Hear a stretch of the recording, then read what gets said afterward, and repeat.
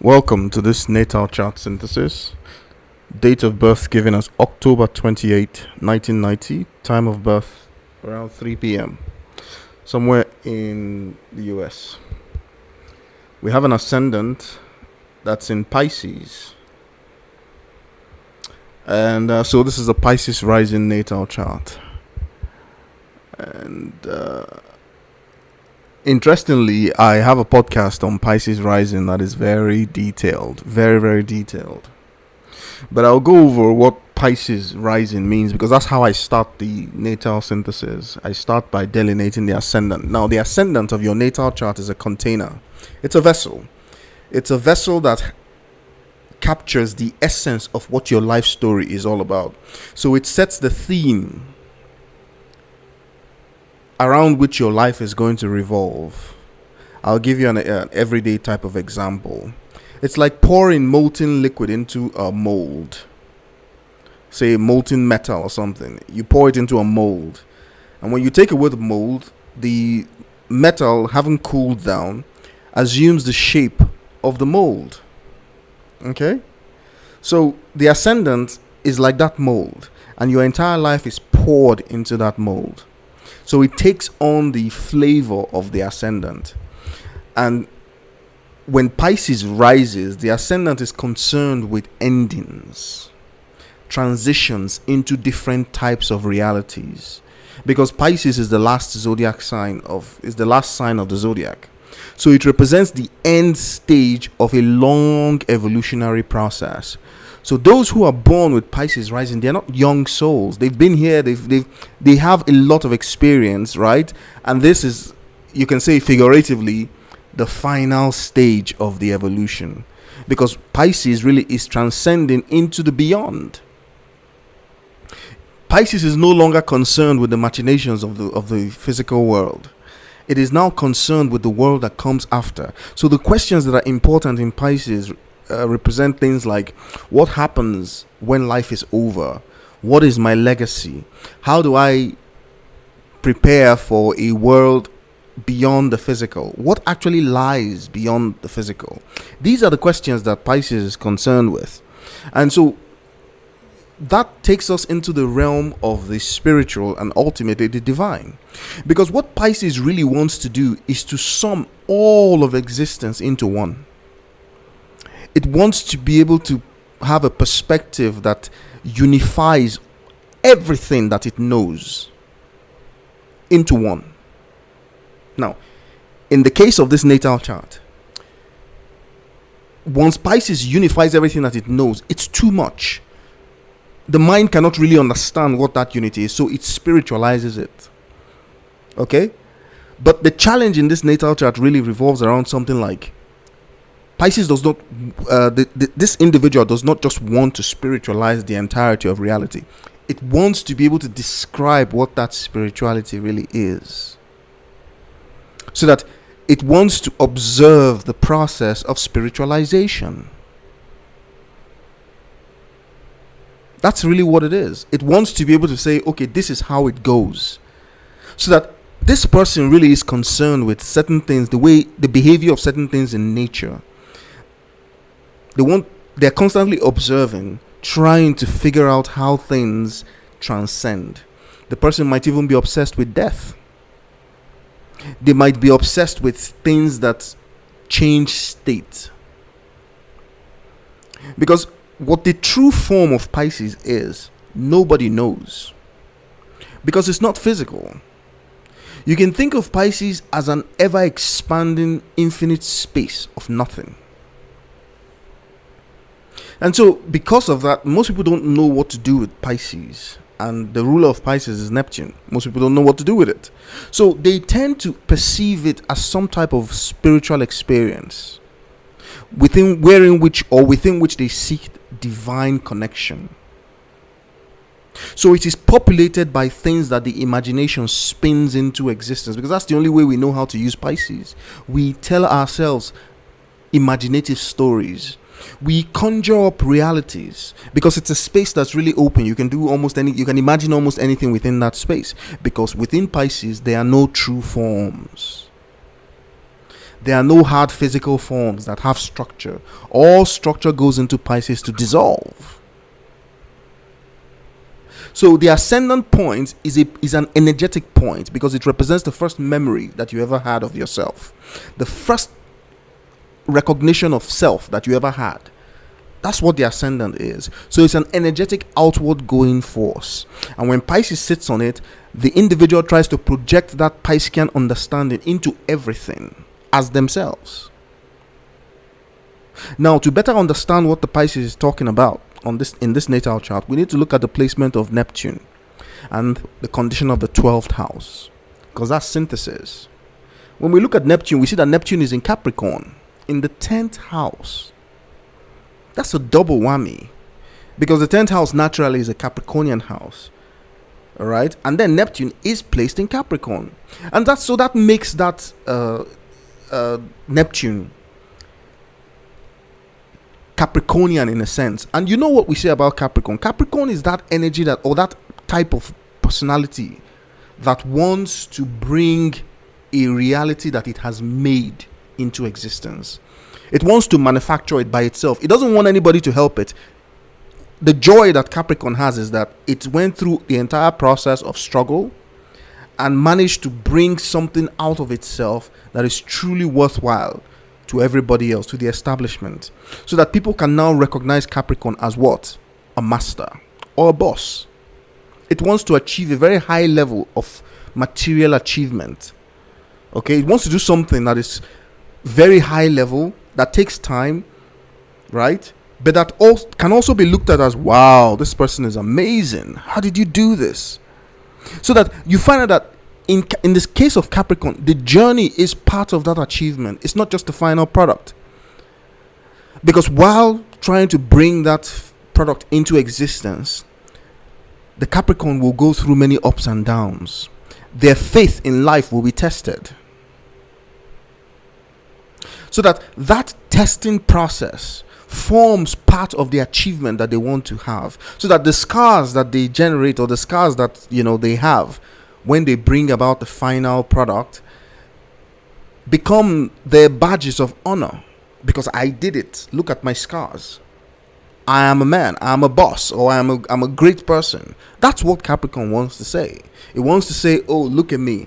I went through all the motions. I followed all the rules. I worked really hard. I persevered. So I have a great character because of that. And then I succeeded. Now, what this person is trying to bring into existence is that Piscean Neptunian feeling. And the way that we perceive Neptune is, like I've said, Neptune really is as the emissary or the ruler of that Pisces. It's nothing really. It's formless. And so the way that we experience it is as an expanding nothingness. There are no tracks, or there are no roads or whatever. So we can create whatever we want. We can let our imagination roam. And that's what this person wants to do. They want to bring something into existence that is born from their imagination. And they want to do it in the format of a Capricornian. So it's going to take time. So it's not something that they will do early in life. It's something that takes time, because the journey is part of the achievement. Now, if you take this person and you just give them immediate success, they don't know how to receive that. They associate the difficulty of the journey with the final success. So they need that difficulty. And the difficulty shows up here as bringing forth an imaginative idea of some kind. And then being in the tortuous route of trying to bring out this imaginative idea. Now, when you look at the condition of the 12th house, there's Aquarius on the 12th house, which is talking about what? It's talking about the self-consciousness. Because before Aquarius becomes Pisces, in Aquarius, the person becomes a knower. The person awakens into a larger reality. They now find that larger reality incomprehensible in Pisces. But in Aquarius, they can see the outlines of that larger reality. That's what Aquarius is.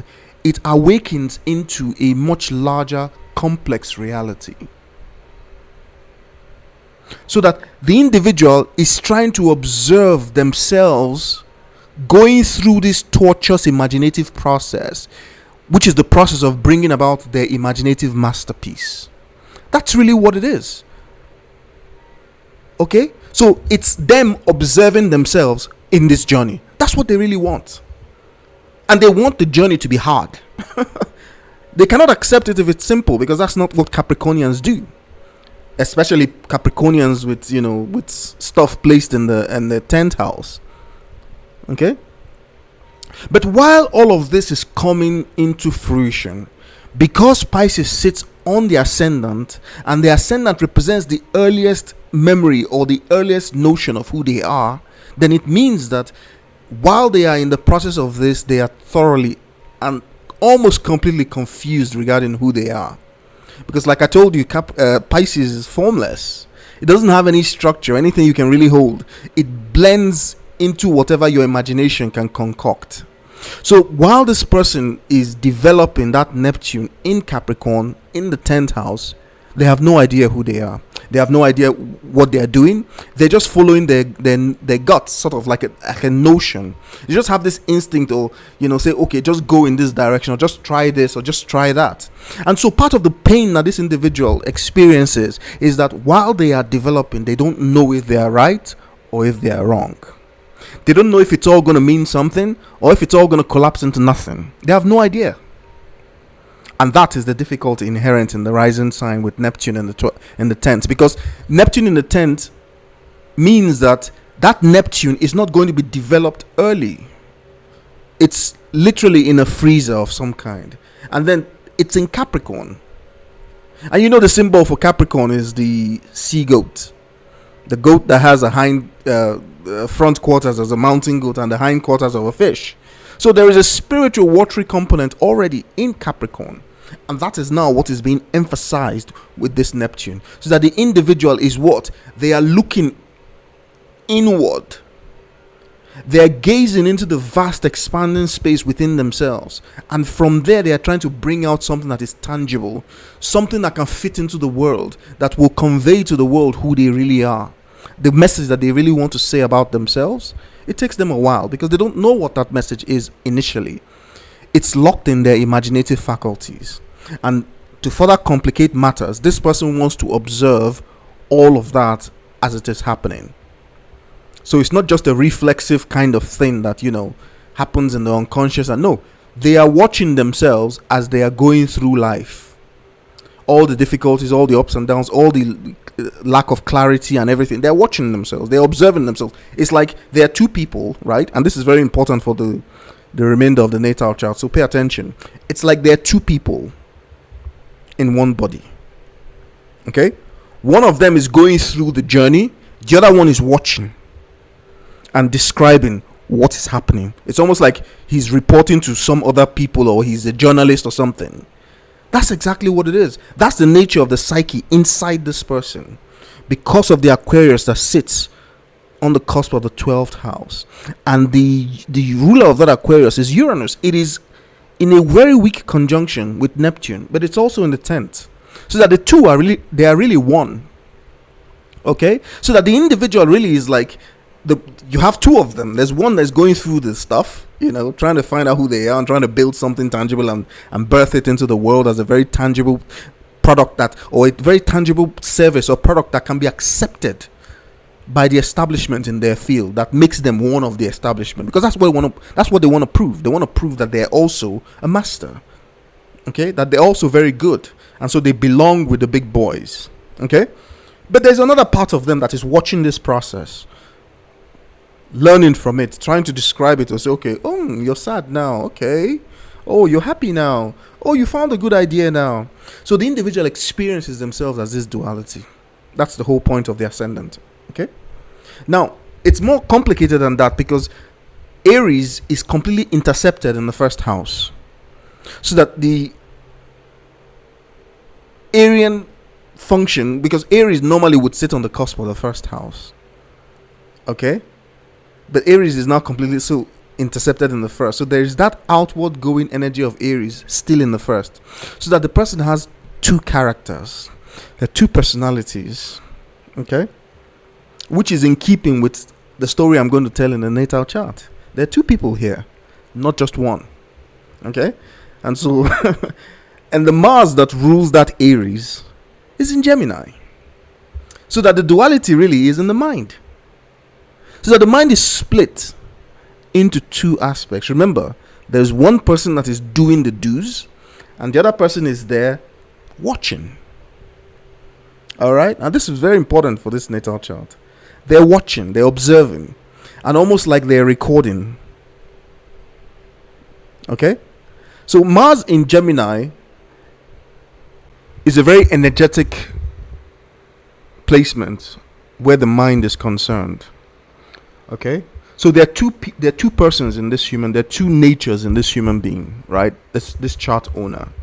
One is a Piscean. He's retiring, maybe shy, sensitive, quiet, reserved, withdrawn, very spiritual, also very imaginative.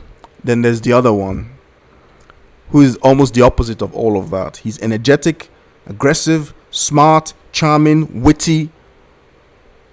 And the same person. Now, the one who is going through the do's are, that is the process of actually building the tangible, imaginative reality, right? That one is the Piscean that works with his imagination.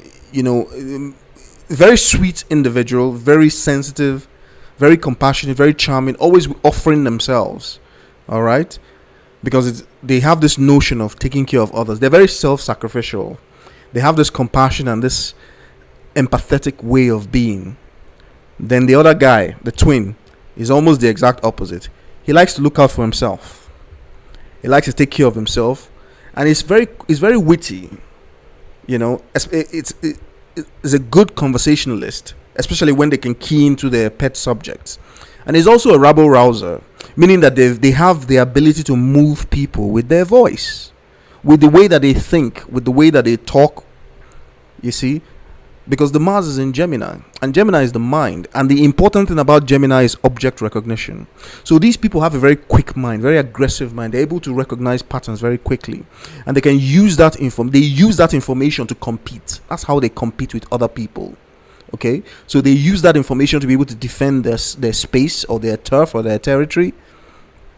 And these two individuals exist in the same body, in the same head, actually.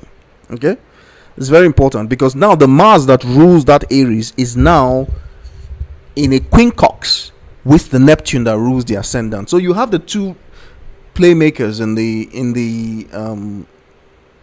the first house, the ascendant and the intercepted Aries in the first house.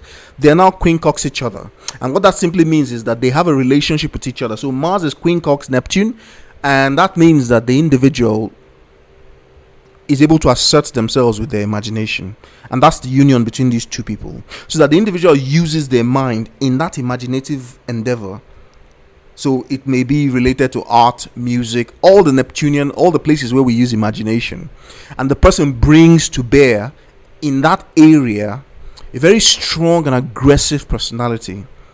So this individual is into music, so that when they actually are performing and in the music, they're a completely different person than when the music stops. But that's not the only place you can use this, because the Mars is in Gemini. And so another area where this suffices is in the intellect, in terms of studies and mental abilities. Now, Pisces is noted for something.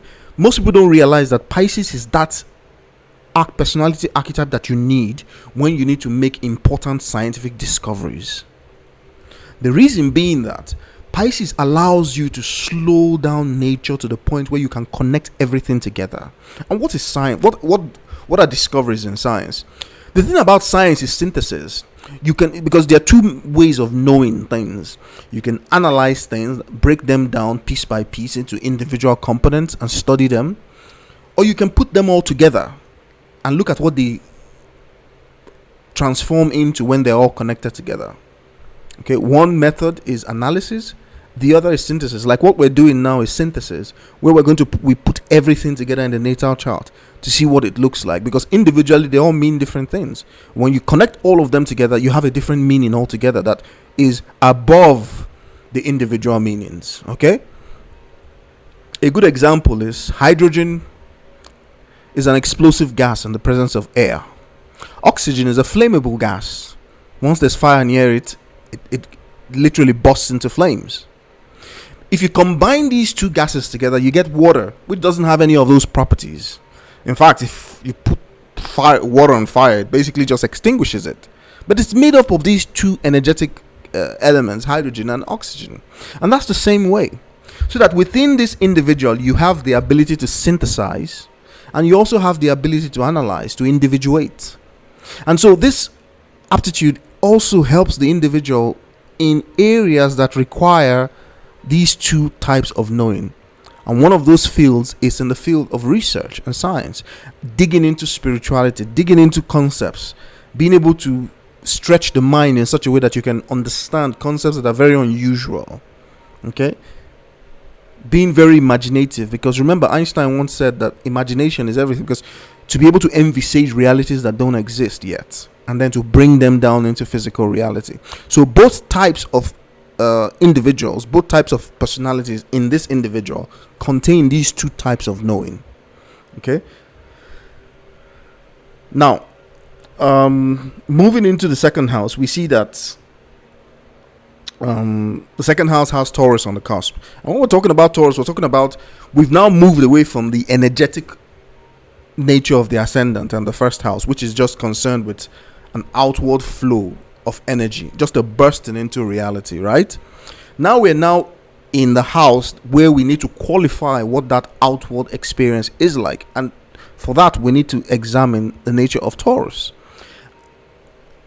And the ruler of Taurus is Venus, and that Venus is placed in Scorpio, which tells us that the way that this person qualifies their experience is through their relationship with another person. Okay, now the Venus itself is in Scorpio, but it's also in the 8th house. That's a double whammy, because that simply means that Venus in Scorpio is it's a difficult placement, in the sense that it is not easy to express, because it requires that the individual understand a lot to be able to express Venus and Scorpio properly. And it's a double whammy, because it's not just Venus and Scorpio, it's Venus and Scorpio in the 8th house. So that the matter really is concerned with being able to trust others, especially with regards to sharing. Now, this individual is probably taking care of other people, okay? But the nature of giving is such that some people are able to give, but it is very hard for us to give and not expect anything in return. And that's what this placement is talking about. The nature of sharing. Because this person's, the nature, the way that they qualify their experience, how they perceive their worldview in terms of their material experience, is that as they do for you, they want you to do for them. And they will consider it a betrayal if they have naturally extended their Piscean self to you, because Pisces is very sacrificing. They're easily moved, and their compassionate nature is easily moved. But if they extend themselves to you that way, and somehow you don't reciprocate, this person will consider it a slight. Now, when they're extending themselves in a compassionate way, they're not in that moment expecting anything in return. They do it because that's how they feel. Okay? That's how they're able to express that Piscean aspect of them. But if they are in need in some way or another, and they notice that you can help them, and then you don't, that there's going to be a serious problem, because they're going to feel very betrayed. And that is the essence of that Venus in Scorpio.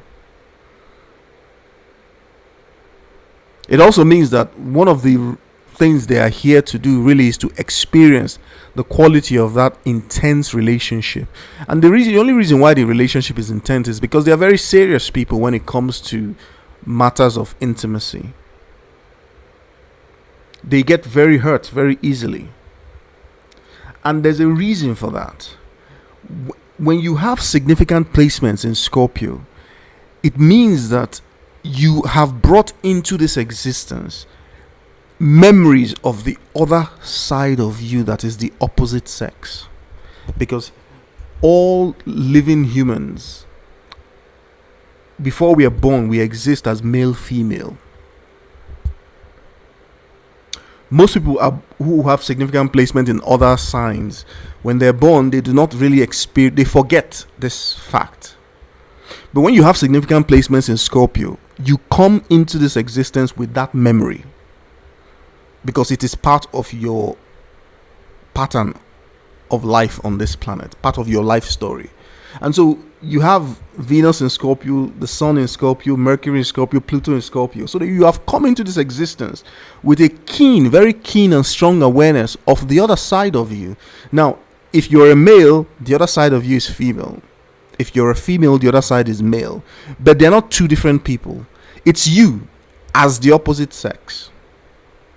So that when you come into existence and you still have these residual memories, then it's like torture because you don't know where the other half is, the other side of you is. You don't know. And so that lack of not knowing, that lack of knowledge about where the other side of you is, it's like it's felt as a burden and also as a fear. Okay? Because it's missing. It's like knowing fully well that you have another side and that side is missing. So what happened to it? And you don't know that this is what you are feeling. It is only felt as a vague fear and a vague threat that makes the person very serious, meaning that they constantly observe everything around them. They constantly observe the environment. They're so sensitive to changes in the environment, especially changes that one can perceive to be as having power over them. Any type of power. Why? Because for you to hurt them and for you to disappear them, you have to have some power over them. So they are highly tuned to that sensitivity because they are afraid maybe the other side of them is dead. And so maybe the same thing can happen to them. This is not conscious. This is very, very, very unconscious. But it is carried as a deep, deep type of awareness that makes the person behave in very specific ways. Like in the area of that Venus now, right? The individual is looking to connect with the memory. They're looking to actualize in physical reality the memory of the other one, that the other side of them that is missing. And they're looking for that in a mate. Now, the quality of the type of union, male-female union that exists before they are born, is one where it's the same person, just different, carrying different genital organs that are constantly connected together in a perpetual act of lovemaking. So the individual wants to unite with that existence again, but they don't know that that's what they feel.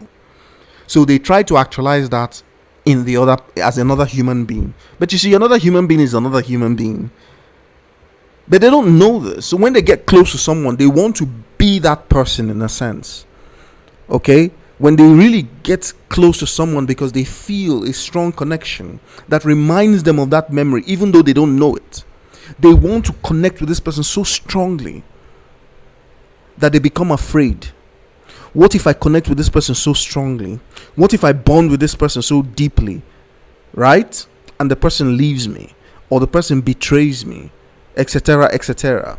So that the Scorpion, or the person with significant placements in Scorpio, is drawn to the same thing that they are frightened of. So they spend the realities in this fugue state. And that's what accounts for the intensity they're always observing. Now feed that back into the ascendant. I told you that this person is two persons already. One is doing the do's, which is the work that needs to be done, the work they came into this reality to do, typified by the flotation or the implementation of that Neptune and that Neptune in the 10th house, right? Then the other one is observing, documenting, because that one is the objective one. He's the one that is watching the story while the other one is doing it. Now, if you add this Venus in Scorpio to that, then you see that the other one really is this other half of them that is missing, so that they are now looking for it in a relationship partner. It's a very it's a very extremely complicated type of personality that is made up of this duality. And the duality is, at some point, it is aware of itself when it's doing its thing, pursuing its programming for that Neptune in the 10th house. But when it comes to relationships, it forgets that there are two. It seems to now be pursuing the other side in a different person. So that every time there's a kind of rejection in that, maybe there's a betrayal or something they consider to be some type of hurt, because the Venus in Scorpio in the 8th house is a sensitivity. So that when that sensitivity is triggered, especially because this is a Pisces rising, so the sensitivity is all the way down there, then it begins to replay this story about a missing person. And so it hurts. It hurts more than usual. And because of that, it affects the person's behavior more than usual, which makes sharing their reality very complicated, because they're always in some type of defensive mode, so that it is very difficult for this person, even though they feel everything all the way down. It's like a rabbit hole. It doesn't end. It goes all the way down to the very roots of their psyche. Even though they feel that, it is hard for them to share that experience with another human being. And that is part of the thing that drives this creativity of theirs, this imaginative faculty of theirs. They turn it into some type of inspirational, that's really what it is. But it is also the way that they qualify their own physical experience. That is the experience of food, drink, whatever it is, the material sense, the experience that comes from the material senses. They qualify it as a search for pleasure, so that Venus really is a vector. It's a direction, like an arrow that says go in this direction, and it always leads them towards that hurt, because Venus in Scorpio is a hurt. It's a pain that the individual carries because the other one is missing, and they can feel that missingness. And it is not easy to, because the relationship that you have as a male female is a relation, there's no gap. It's pure intimacy, meaning you always know what the other person is thinking, and the other part of you always knows what you are thinking. And to be separated like that is a pain. And so the individual wants to feel that space with somebody else where they can have that type of relationship, but it's not possible. Why? Because the other person is a human being too, independent on their own, with their own male female. But if their placements are not in Scorpio, they don't remember that is the case. So it is impossible to really achieve this type of union. And so this natal chart with the Venus in Scorpio is talking about that pain of not being able to achieve that perfect union. And because of that, the individual is searching for that in reality, because the ascendant is in Pisces, and the container of Pisces is to unify everything into oneness, so that in one breath the individual can catch a glimpse of all of reality. And what does that really mean? It means they can catch a glimpse of all of themselves, to see who they really are and to understand it. That's why they're here. And the process of doing that will take them into these imaginative realms, where they now need to actualize the peak of that imaginative faculty. But in order to be able to get to that place, they must go through the Scorpio. So they must have their heart broken. They must be betrayed. They must experience the pain of love. It will shred their heart into pieces. It will hurt. They will cry. It will feel very profound. But out of that will emerge what they need to be able to fire up that Neptune in Capricorn. That's really what it is. And that's what we're going to be describing through the natal chart, because there's another layer to it. And the layer, like I said, because the sun is also in Scorpio. Next, it is actually conjunct Venus. And you know what the sun is? The sun is where you find the sun in astrology, in the natal chart, is where you go to seek significance. It's where you want to play a role. And when your sun is in Scorpio, the role you want to play is intimacy, sharing of resources, of bodies, because it's conjunct Venus, love making, a very serious type of connection with another human being. Okay? And then there's the Mercury also conjunct all of that. So you want to be able to describe it also. So it's like watching yourself, going through all of this. Don't forget that that's the modica, because at the end of the day, right? Like I said, this individual is a performer. So at the end of the day, they're trying to get that knowledge, that awareness from observing themselves. They're trying to get it, and what they use it for now is another very interesting thing, because being a performer is not the only way that energies can be expressed, because the performance itself, or the observation itself, the ability to observe yourself as if you're a different human being, that's Aquarius. Okay? And the result of that type of behavior is a type of knowing, a knowledge. It's a transmutation or a transformation of the self. And one of the best areas where this type of energy is used, it's in academia, some type of higher institution, or as part of a unique group of individuals who study very specific things, or who are involved in very unique areas that enable people to see things differently. That's really what it is. Okay?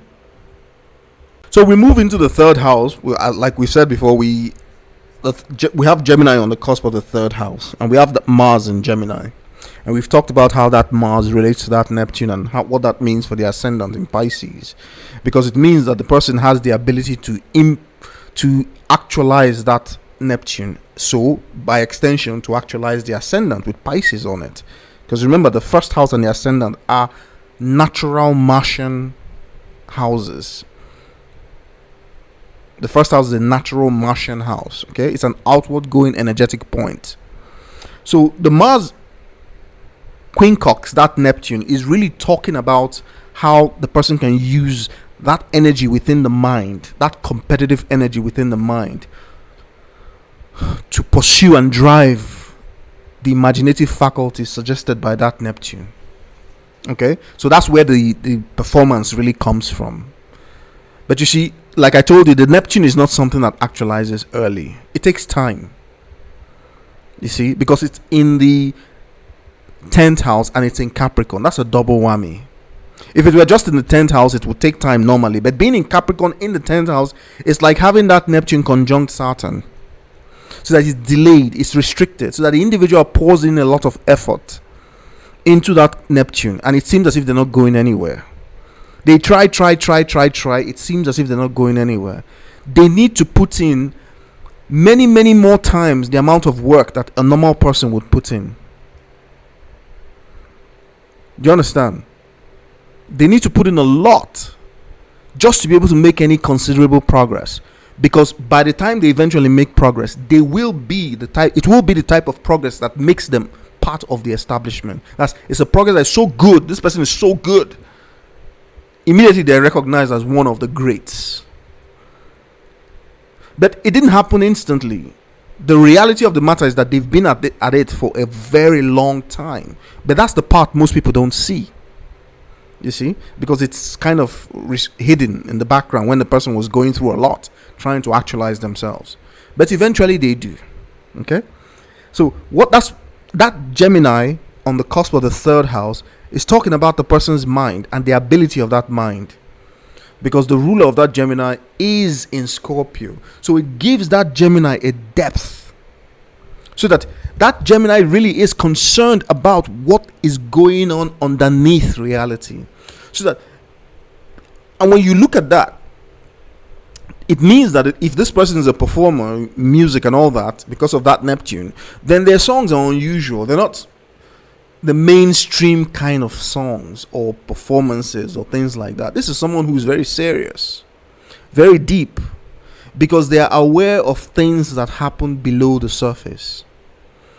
And that now comes out in that Mars. And so we're really looking at a Mars that feels as if it's in Scorpio. So it's a very highly energetic mind that is also sexually curious.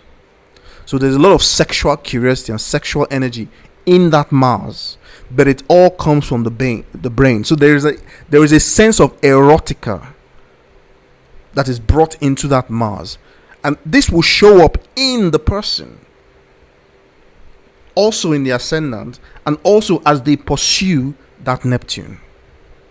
It becomes a part of their nature, but it's more serious than just being on stage. There is a lot going on underneath this person because their mind is concerned with, like I told you, there's another part of them that is missing.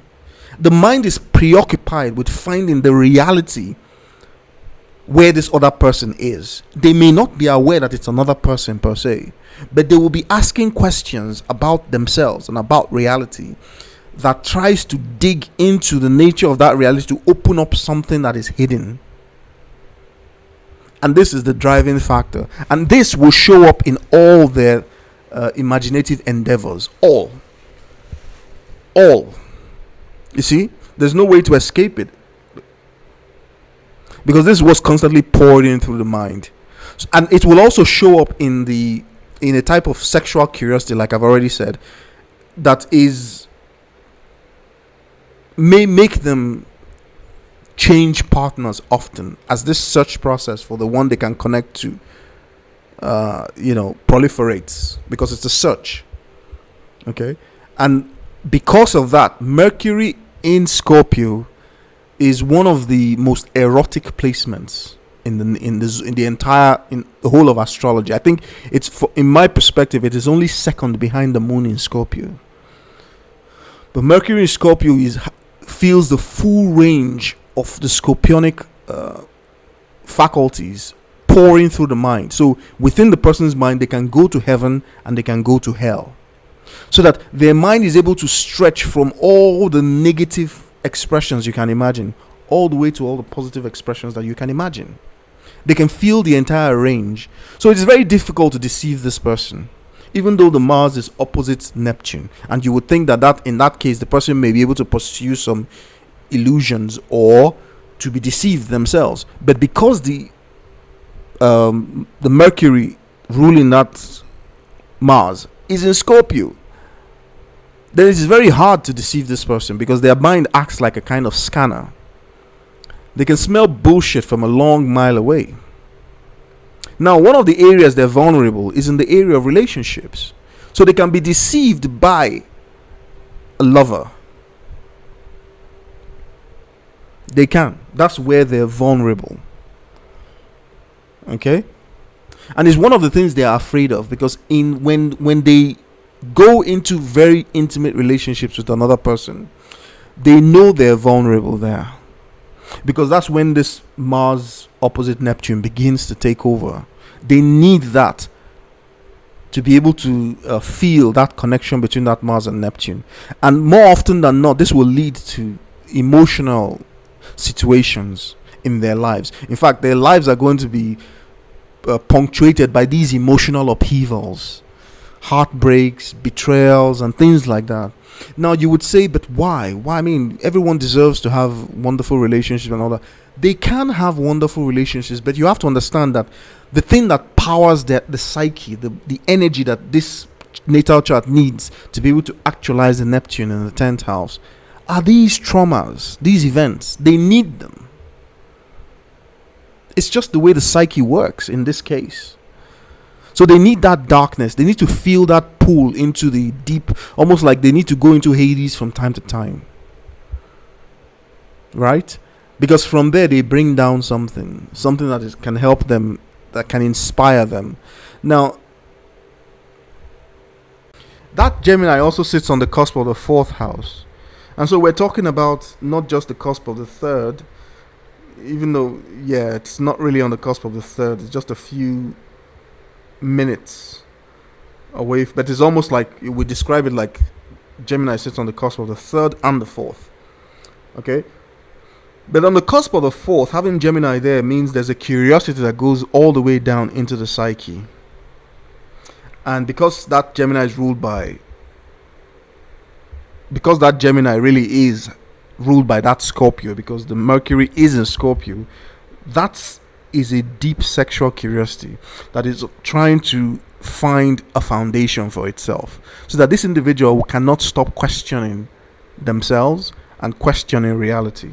When you look at the placement of sign of Cancer, for instance, you see that it's on the cusp of the 5th house, where it goes to in order to look for its own self-significance. So that Cancer literally is talking about, which role am I playing in this life? That's what the Cancer on the cusp of the 5th house is talking about. and you bring that into the Gemini that sits on the cusp of the fourth house, it's really talking about which role is my mind playing in this lifetime? What am I doing with my mind? How am I internalizing my object recognition? How am I internalizing this mind of mine? And for that, we need to go to where the moon is. The moon is in the 12th house, in Aquarius. So the moon really is part of that Aquarian Uranian objectifier that we talked about, the one that is watching. Remember? The part of you that is constantly observing what's going on in its reality. Almost like it's taking notes, right? That's where that moon is. But it's in the 12th house. So that even though it's in, and anything in the 12th house assumes the flavor of Pisces and Neptune. So it has the same concerns. So the moon has that moon has the same concerns. All right? So that what it's telling us is that the reason why this person exists as two persons, in terms of the one who's doing the work and the one who's observing, right? It is because of how they were raised, the relationship to mother. Mother is the one that equipped this person with these two things. And what those two things now translate into, they translate into a psychic ability and an unusual ability. That is the ability to know things that they were never told, and the ability to be able to connect with others psychically. That is, to be able to feel what everyone else is feeling, and then to be able to know things that no one has told you. Those are the two things that create these two aspects of this person, and they came from mother. Now, obviously, it is not. Now, listen to this part very carefully. This is very important, because this moon is a very powerful moon. Because it is this moon that really set the stage for all of this. Because it connects this individual's life to a deep ancestry. The mother of this person was very unusual. She was psychic, and she was she was very eccentric, and she has given that to her son. Now, it is also possible that the mom was isolated because she was too eccentric. Maybe there was something wrong in terms of some type of condition that needed to be managed specially. But whatever it is, her son has it too. And what it does to the chart owner is to split the individual into these two sections, so that the way that this individual is living their lives really is their own way of managing this gift that they have received from their mother. Because this is the kind of knowing that, number one, you don't know where the knowledge you have is coming from, and number two, you are like a sponge. So wherever you go, you soak up all the emotions and feelings of everybody. So if you go to an environment where everyone is ecstatic, you start to feel ecstatic. You may not know why, but you're just like a sponge, a psychic sponge. And if you go to a place where people are depressed, you begin to feel the same thing. Okay? But that's not all it is. That would normally be the moon in Pisces or the moon in the 12th house. But it's in Aquarius. Considering what I've told you about the Neptune and the weak conjunction between Neptune and Uranus there, right?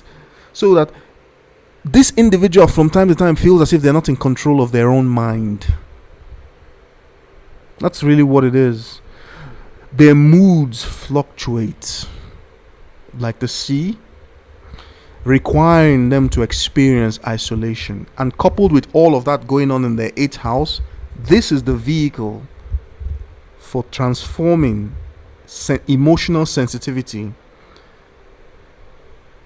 into artistry. That's one expression. Another expression is that this is precisely the type of combination you need if this person were in science, doing cutting edge research in some type of field. It could even be nanophotonics or something, some very advanced type of field where there are very few people in that field. That's really the highest expression of this natal chart. It's not even in music or in artistry or in arts or theater or anything like that. No.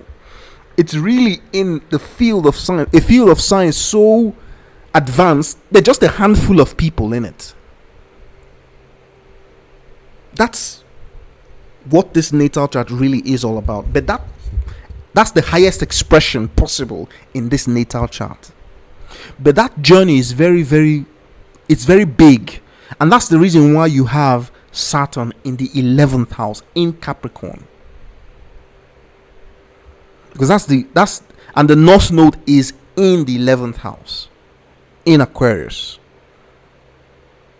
So that the highest expression of this natal chart is someone who is constantly waking up into new realities that are the cutting edge of human thinking.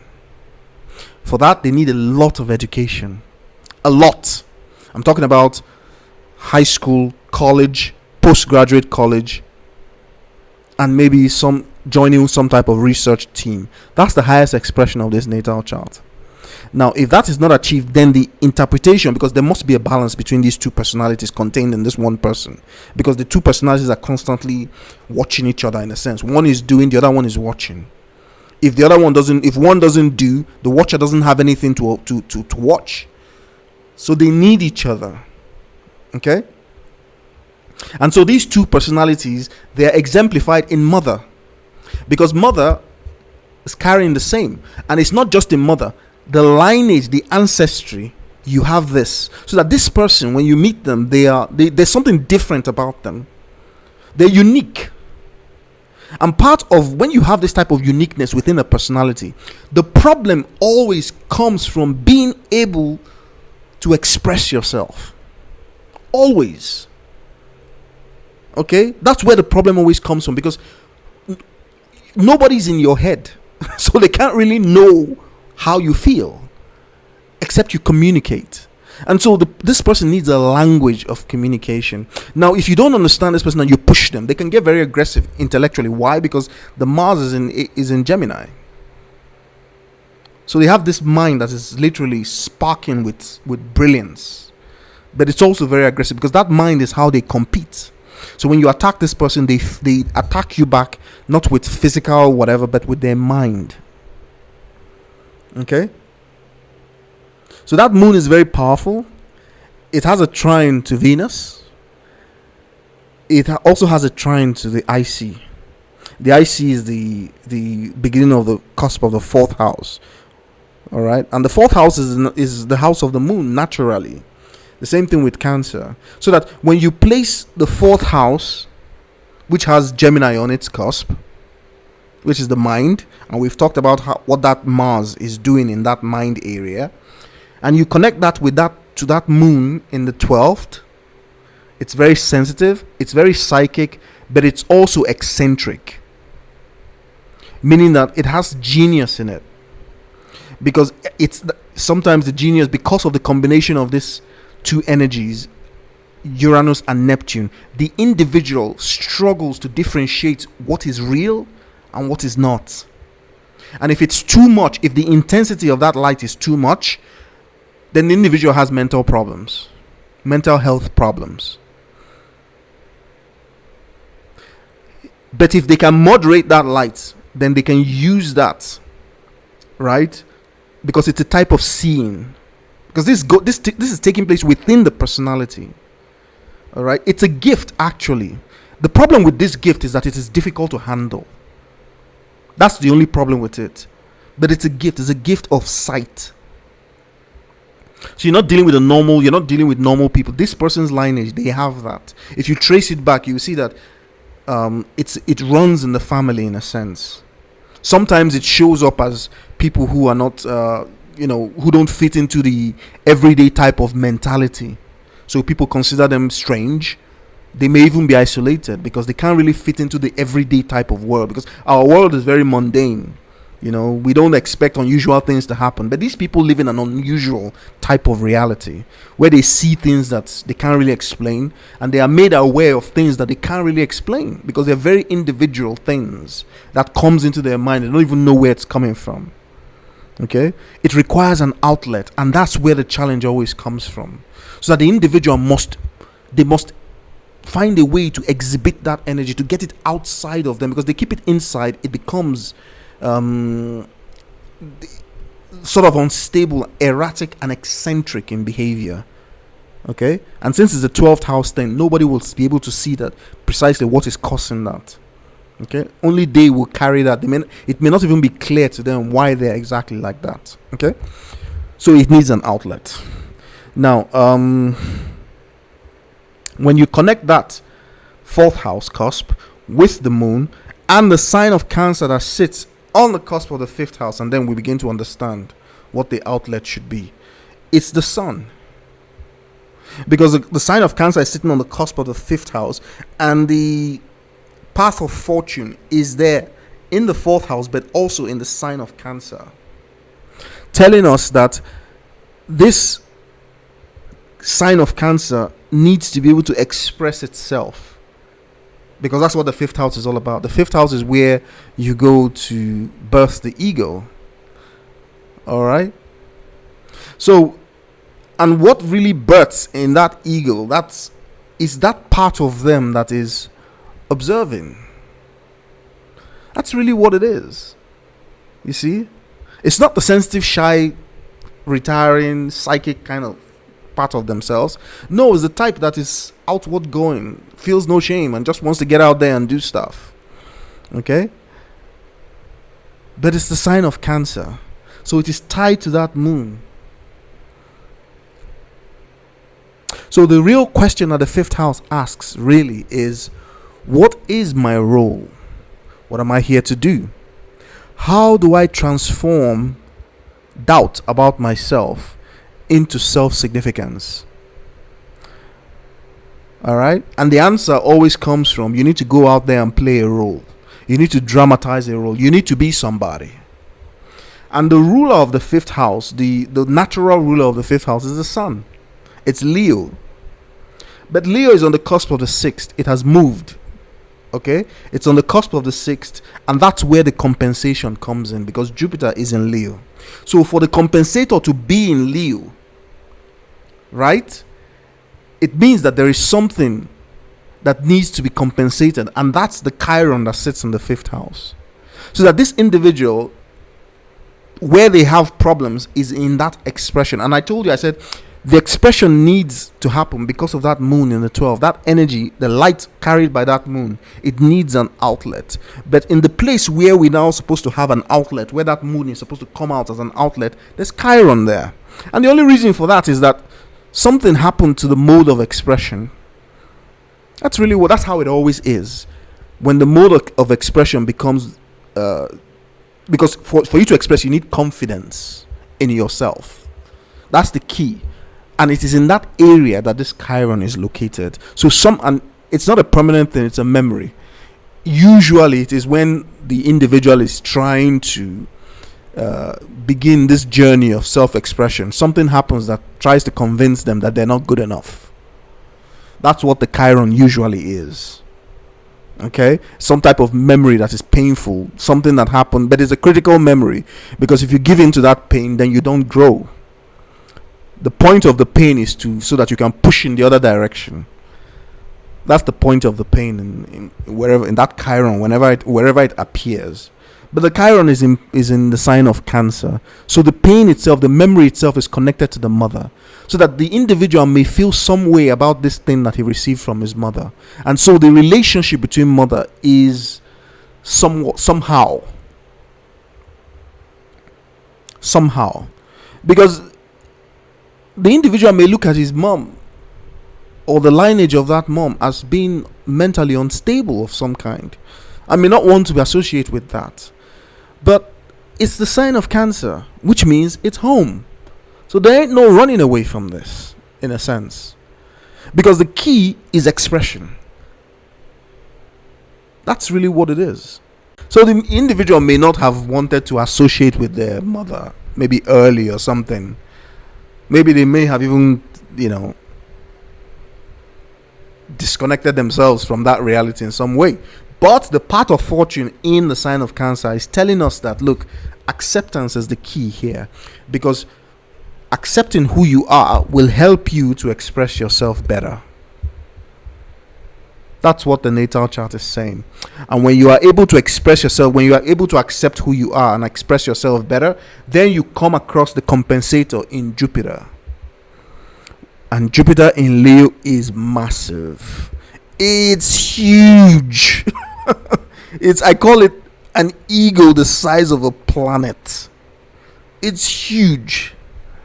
Because it's someone who has this type of confidence about themselves that nothing can really put them down. A lot happens to them. They just keep going. It's like, oh, this happened to me. Oh, well. They just carry on. And that is needed. Otherwise, all these emotional ups and downs that I've earlier talked about in the area of relationship, they just put the person down on their ass. They're not able to get up again. But with this compensator here in the sign of Leo, means that they won't be down for very long. They will always find a way to pick themselves up, and it does not matter what happens. It's a powerful, very powerful compensator, because you know what Leo is? Leo is the sense of self-significance, a kind of dignity and royalty that exists as a personality archetype within people. When it's activated, the individual feels some way about themselves. But it's not just about feeling some way about themselves. The ego needs to tell people about this some way that it feels, because that is its crown. Its self-expression is its crown. You know, like the mane of a lion, a male lion, the mane around its neck, that's its crown. And it uses that to announce what it really is. Just like the corona around the sun. It radiates all this light and energy because that's how the sun announces its power. And the same thing. You see? The individual needs to find that role and play their role. And in that way, they are able to announce who they are. And where is all this announcement taking place? It's taking place in the 6th house, meaning they need to be organized. When Leo comes to the 6th house, self-expression needs to be organized. And that's where that Jupiter is. That's how that Jupiter acts. It acts as a type of bringing organization into the reality. So all these Piscean energies, all these Aquarian energies, that's the Neptunian energies and the Uranian energies, what they do is that if you cannot handle them, they'll drive you insane, because they're not personal energies. They bring into your mind the kind of insights and knowings that are just out, very far out there. So the individual goes from a state of euphoric ecstasy to sadness very quickly, because things are fluctuating in their minds. They some days they feel like they're in heaven, and the other days they're just extremely confused, unable to differentiate between what is real and what is not, because they are constantly speculating about the nature of reality, the nature of their reality. Okay? And you don't know, when you're speculating like that, you don't know when you have gone too far beyond the bounds of what, because you constantly believe in the impossible. That's the nature of your makeup, because you live in an imaginative reality where you are constantly trying to actualize that Piscean energy in Neptune. So sometimes the boundaries blur. So it is good to have a grip on reality. And that's what this Leo is talking about on the cusp of the 6th house.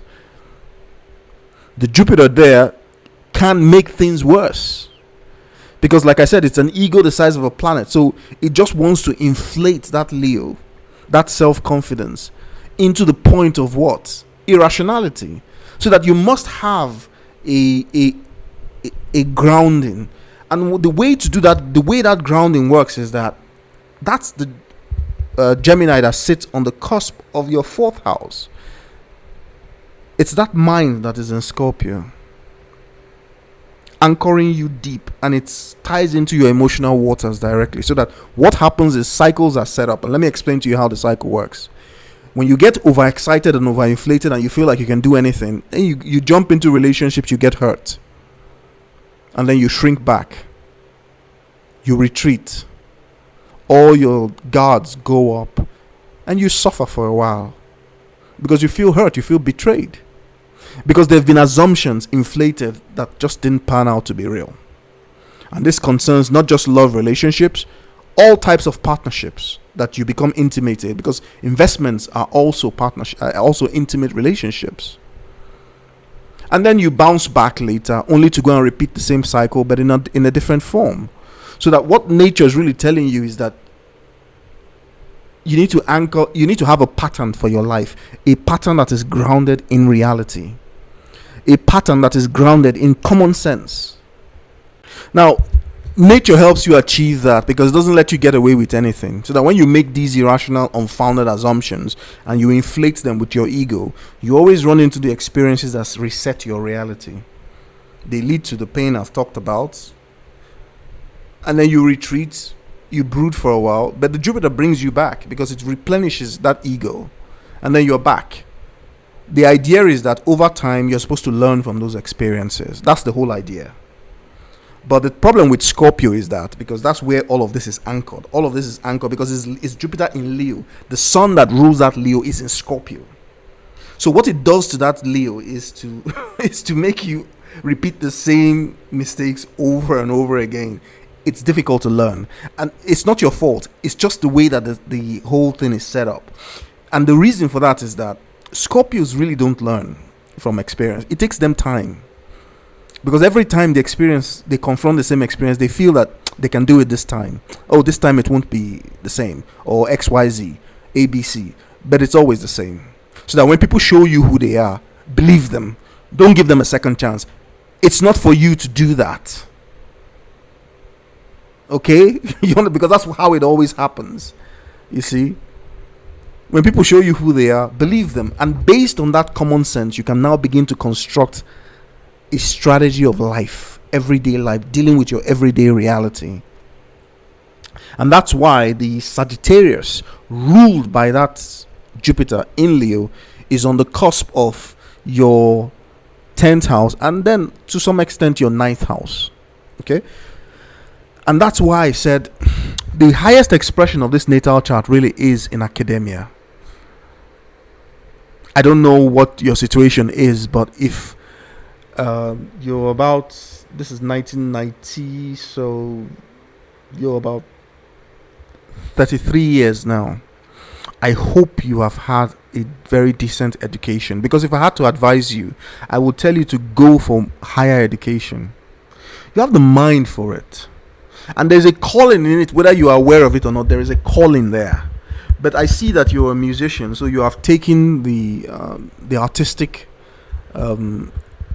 direction. Now, there's nothing wrong with that, because it's another way for you to express yourself. The problem is that the range of psychic energies that you contain, can you really express that in music? Because I don't know what that music is going to sound like, because you're going to constantly try to make your music very futuristic, very different, because you're trying to express a uniqueness. That uniqueness is the energy of genius. That's where genius comes from. That desire to be different, because you are different. Then all these imaginative things that you because you soak up imagination from all the world, from everybody. There's just too much.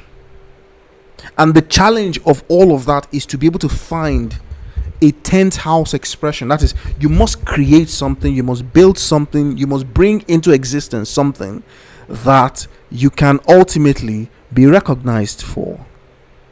And the thing is in the area of Uranus and Neptune, because those are the planets in your 10th house, and they're all in Capricorn. So they're tangible things. So apart from just making music, you may want to actually produce music, because this is boss-like energy. Do you understand? Meaning that at the end of the day, you will not be satisfied with being a performer. You'd actually like to run things. Now, like I've said, I don't know if your music is able to help you fully express all of this that you are,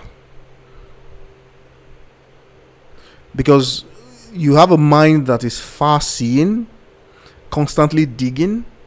Have you listened to all the music, that most of the way the trends of music these days, most of it tends towards shallowness, because not because the artists are not capable of producing deeper, more inspirational music. The crowd,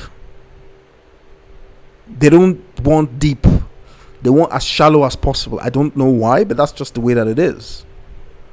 So if you produce very special, deep type of music that has a lot of uniqueness to it. Those kind of musical ability productions tend to fall into very specific niches. And if you really want to make it big, you need a niche that is big enough. Okay? Because I don't think you're going to be content, not with this type of placement. I don't think you're going to be content making very specific niche music, because it may appear that you're not being seen and you're not being recognized. You want to be able to make it big, because that's boss-like energy. Remember, your Jupiter is in Leo, and that inspirational drive is in Capricorn in the 10th house. So definitely you want to be recognized, you want to be seen, and you want to be applauded, and you want to be appreciated. Even though you're not, being out there in the crowd is a different matter. I don't think you are the type that wants to be on the spotlight permanent because of this other nature that you have. Remember, there are two people here. What you want is the satisfaction and the pride, the honor that comes from saying that you did it. You don't necessarily want to just be on the stage all the time, being seen, or a celebrity that is constantly under the spotlight. No, because then the other part of you suffers. The other part of you requires seclusion, being away from the crowd. In fact, the crowd hurts that other side of you.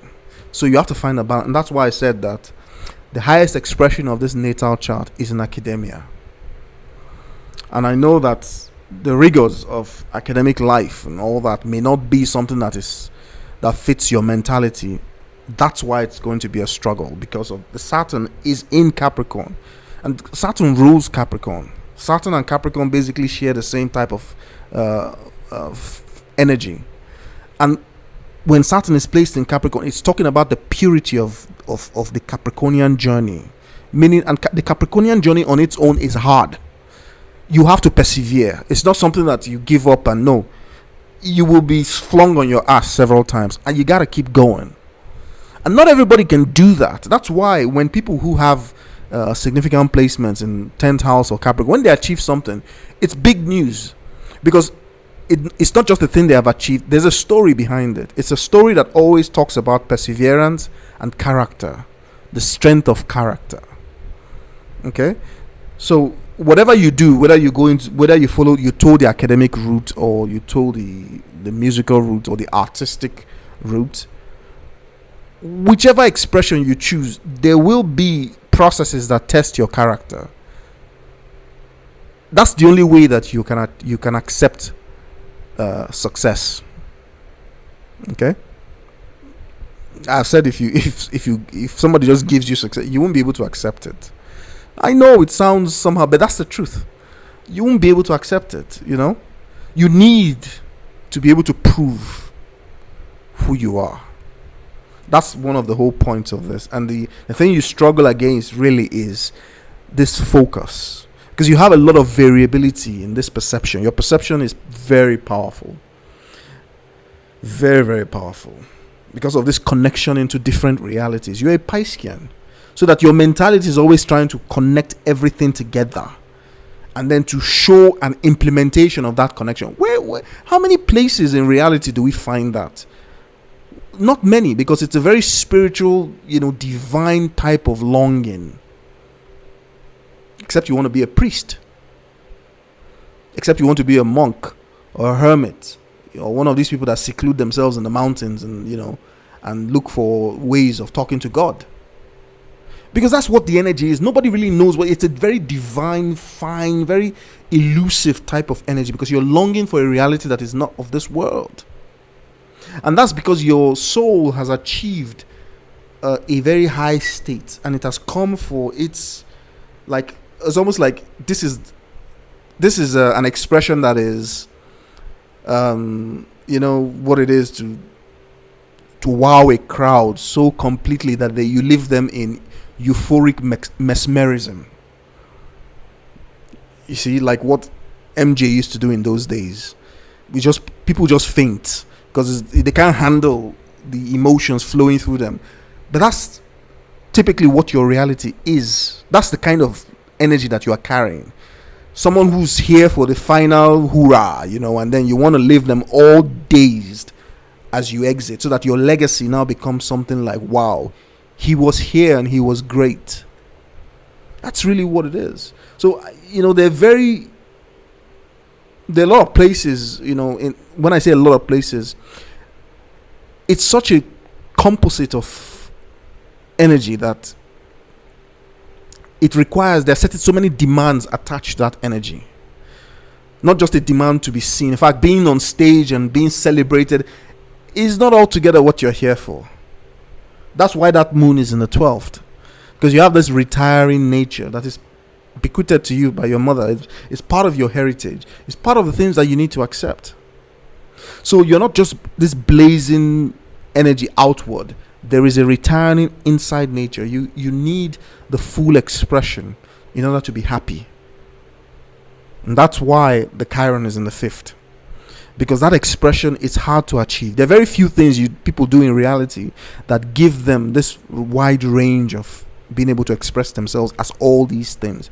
But that's your job. You need to find that. So you are not just one person, like I've said. And so there is not just one role for you.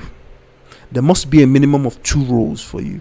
And it is even possible that those 2 roles are different things. They're so different from each other that if people say, but you're this, you are this, and you're also this, how come? Well, that just satisfies your desire for this range of expression of your mind. Because when you are able to express yourself completely like that, that's where your happiness comes from. And that happiness is a very specific type of joy. See, anytime you begin to feel that joy, that is when you know that you are on your route, on your way to achieving your highest expressions. It's the joy that comes from being understood, being appreciated. You will know when you start feeling it, because it comes from the receptivity of others. There is something that scares you about these intellectual groups. It's possible that you may have turned away from some type of higher education at some point, because you just didn't feel that the environment was receptive for the type of person that you are. Maybe you felt you kept getting misunderstood and all that. Now, there is the thing about astrology, and this is coming from a lot of experience that I've had, is that very often the thing that you are afraid of, the direction you are afraid of, that's where your real success potential really is.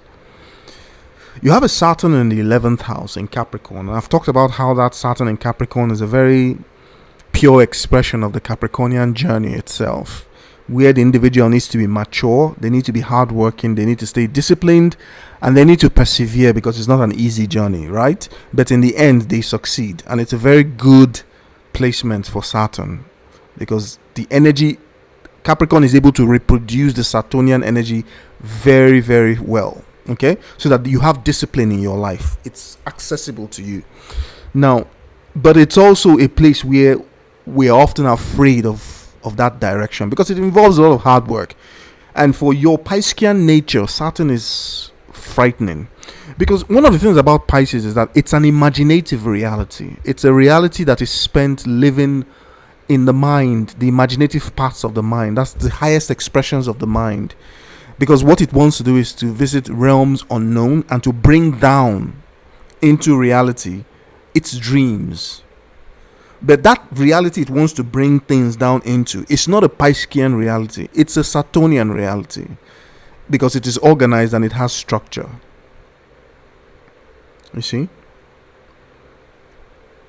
And that structure, that reality you're trying to bring something down into, it's an 11th house reality. And here we're talking about professionals, groups of professionals, people who know the same thing, but not everybody knows what they know. So, for instance, an example would be the union of all brain surgeons. I mean, not everybody can wake up and say they're a brain surgeon. It's a very unique group. They're just a handful of people, and in order to enter that group, you need years and years of training. All right, it's a specialized kind of thing. That is an 11th house group. That's where your Saturn is. So whatever group you're involved in, doesn't matter whether it's music or whatever, right?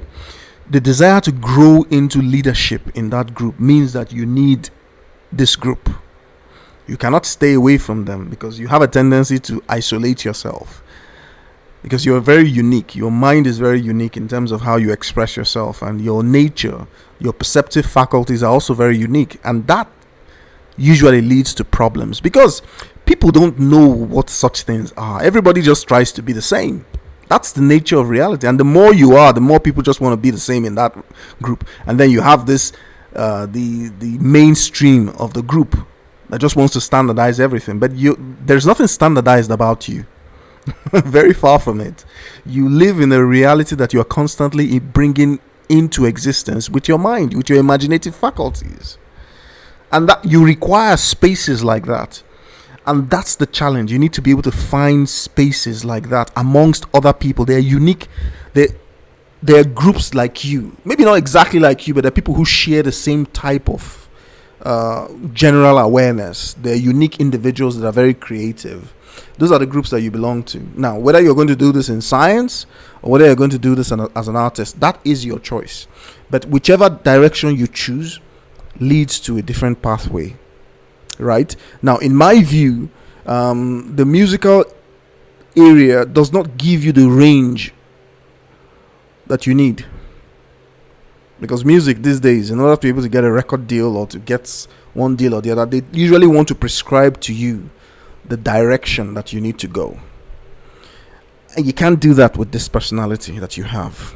You need to invent your own. Even in academia they do that, but usually in academia, the more you can specialize into an area that maybe doesn't even exist before. That's the whole point. You can invent it because of the type of questions you're asking. Now, I know that maybe you have not gone in that direction. It's not the only direction, obviously, but it's the one where I feel like you would have had, or you can have your greatest expression, because to be able to ask all the deep questions about reality that are constantly impinging on your consciousness.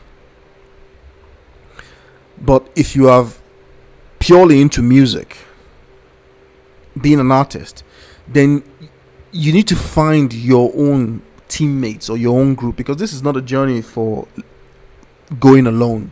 The North Node is in the 11th house. All right? Meaning that you need group participation. And because Saturn is also there, it's something that you don't want to do, or something that you encounter difficulties doing, because you will be misunderstood. It's just the energy that you carry. It's very unique.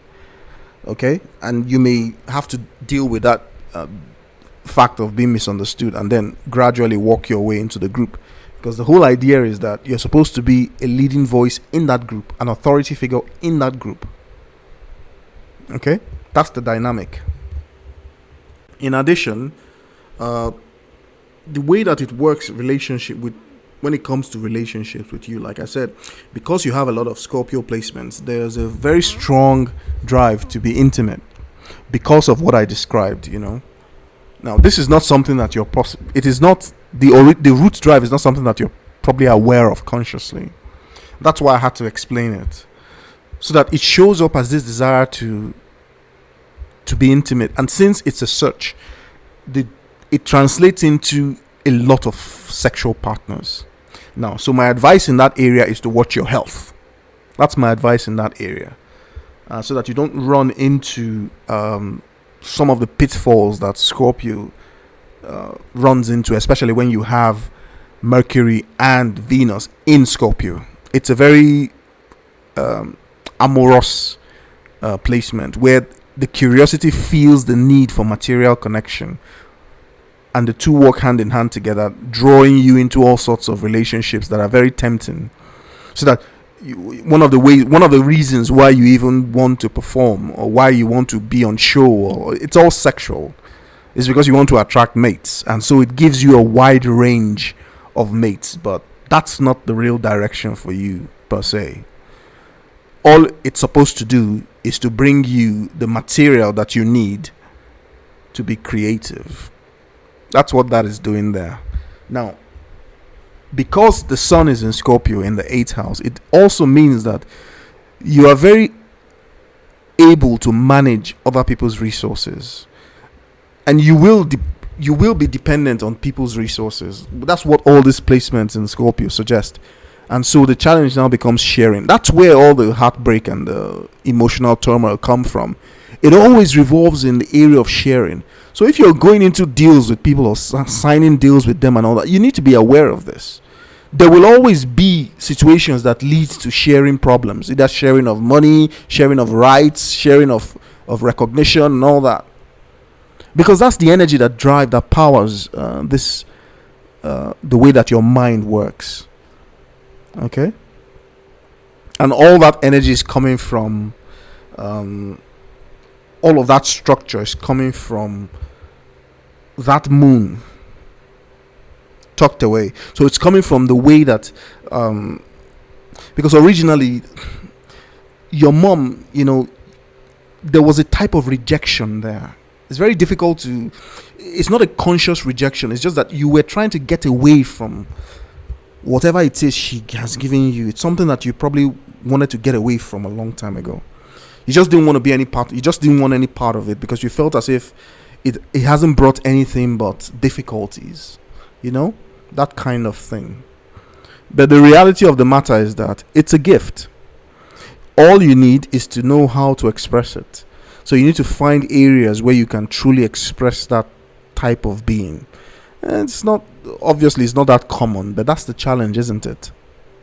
My advice for you in that area is to follow your Venus and Scorpio, your instinct, because Venus and Scorpio really wants one real loyal partner. Let her be everything that you want, but let her be loyal and true. That's what Venus and Scorpio is looking for. So that with that partner, if you're able to achieve the depth and the intimacy of connection that you're looking for, that will now give rise to that Sagittarian and Jupiter connection that brings compensation into your reality, that helps you to overcome your weaknesses, giving you even more opportunities to actualize your strengths. That's where that comes from. So, and since Sagittarius sits on the cusp of your career house, your 10th house, it's a very good thing. So it will be an added bonus for you in your life if you've managed to find somebody that you can trust and that you can connect with. Remember, the connection is not a superficial one. It's a connection that satisfies you because it is really what you want. It is also a connection that is able to fulfill you sexually, and is a connection that does not throw up any of your security concerns in terms of feeling betrayed and all that. Now, invariably, like I've said, these things will happen. But when you're able to settle down into one relationship that is deep enough for you, where you can display or you can enjoy that level of loyalty. Now, the key word is loyalty, because that's what Scorpio is looking for. They're looking for a relationship that has that intensity, but is still very loyal. All right. Now, the drama part will always be there. You cannot accept a relationship that has no turmoil in it with these type of placements. But there is one for you. There is a person for you, and all you need is that level of connection at a steady rhythm. Then that Jupiterian energy will be activated. Until then, you may just change partners very quickly. And once you start into that habit of changing partners, you need to watch your health. That's all. So to summarize, you have the aptitude of a physicist, a scientist, and not just any type of scientist, a scientist that is at the cutting edge of science, of what is currently going on in science. So for instance, whatever the cutting edge of science is now, you have the aptitude of those people who step just outside that edge into the realm of what people might say, very few people are in this area, nobody really knows what this person is doing. But it is from there that breakthroughs come, new understanding. So if I had to recommend, I would say you are someone who needs to go through a lot of education, because the group that is specified here, how else are you going to get in there? Otherwise, without having that type of outlet, then you will still have these drives, but they won't translate into something that can become established. Do you understand what I mean? You will have all the you will ask, you will still be asking all the questions. Your soul will still be investigating all the possibilities.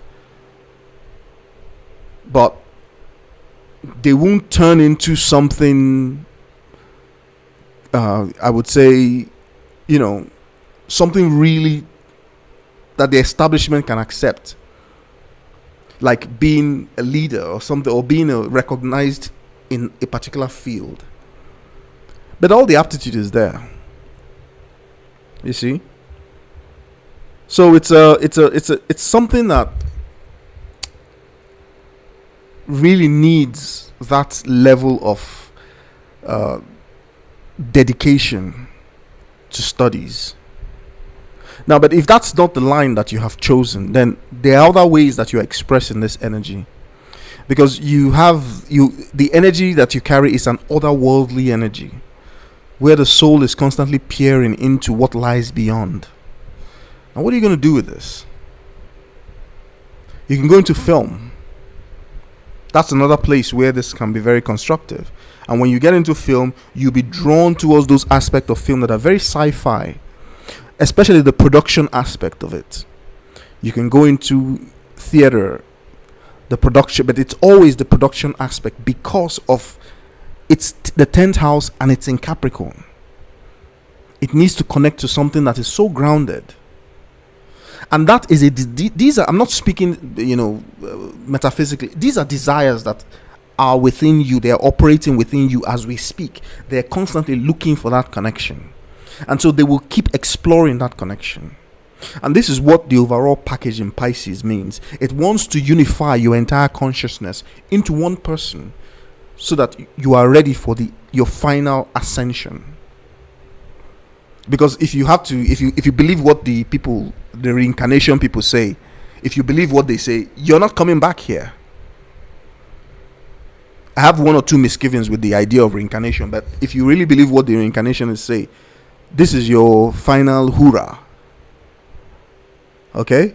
So it needs to be something that you can do that allows the mic drop at the end of the day, leaving the entire crowd breathless in a sense.